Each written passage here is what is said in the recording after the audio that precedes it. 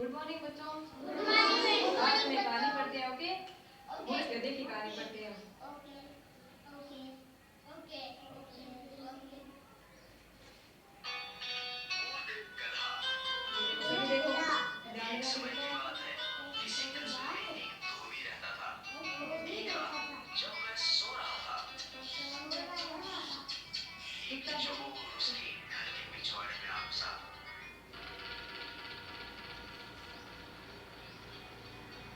धोबी का एक कुत्ता और एक गधा वहां एक खूंटे के साथ बंधे हुए थे। चोर को देखकर गधा धोबी से बोला, देखो चोर घर में घुस आया है और तुम भौंक नहीं रहे हो।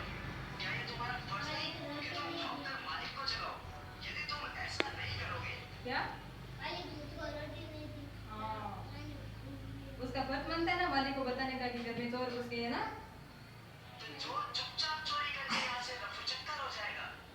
बात तो तुम्हारी ठीक है, पर अब तुम तो जानते ही हो मैं दिन रात मालिक के घर की चौकीदारी करता हूँ और तुम मुझे कोई काम करने नहीं देते।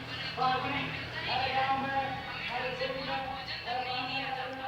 ये बात तो तुम ठीक कह रहे हो, परंतु परंतु कुछ नहीं, मैंने तो सोच लिया। वो है ना, जब चोर आता था ना उसके मालिक के घर में, तब वाला वो गधा कहता है कि देखो कुत्ते भैया, घर में चोर घुस गए, तुम्हारा फर्ज है ना उस मालिक को बताना। तब कुत्ता कहता है कि हम पूरे दिन इसके लिए काम करते हैं, तू पूरे दिन इसके लिए इधर से उधर कुछ सामान लेके जाता है और मैं इसकी पूरे दिन वफादारी करता हूँ, फिर भी ये मुझे जैसे सूखी फूकी रोटी देते हैं ना, इसलिए यार क्या कहते मैं हैं। आज नहीं भौंकूंगा।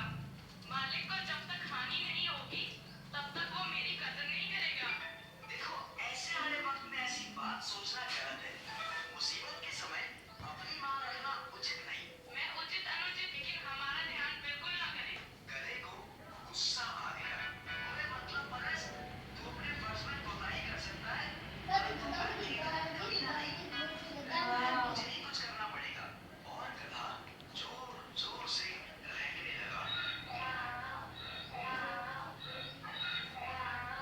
गहरी नींद में सोए हुए धोबी की नींद गधे के रेंगने की आवाज से खुल गई।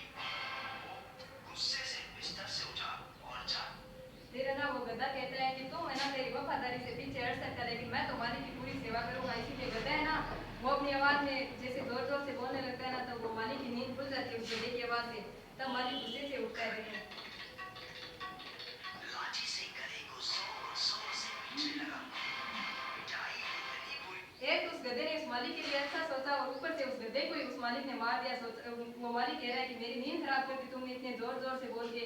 एक वो उस गधे की गलती तो नहीं थी ना, फिर भी उस गधे को मार दिया। तरह से हुई कि कमजोर हाँ, गधे ने वहीं अपने प्राण त्याग दिए। और वो मालिक अच्छी रोटी भी नहीं देता था। अगर हम किसी को अच्छा पोषण नहीं देते हैं, उसे ज्यादा मारते हैं तो वो मर जाता है ना। इसीलिए उस गधे को अच्छी रोटी वगैरह नहीं मिलता था भोजन, इसीलिए उसे बहुत मारा। इसीलिए उसने वहां पे प्राण दिए थे ना। तो बच्चों समझे कुछ?